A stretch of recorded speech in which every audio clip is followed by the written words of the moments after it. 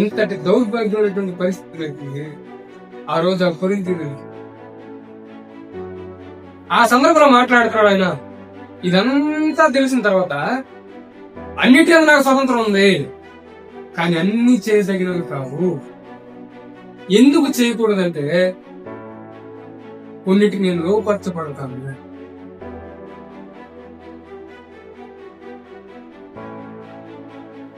మనకి స్నేహితులు బాగా పరిచయం అవుతుంది.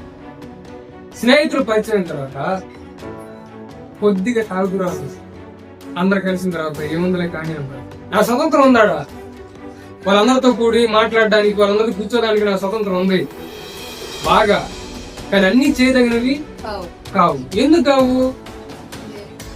ఆ రోజు మొదలు పెట్టిన ఆయన ఈ రోజు అది లేకపోతే మొదలు ఏమైపోయాడు? ఇప్పుడు ఆయన లోపరచబడ్డాడు. దేనికి?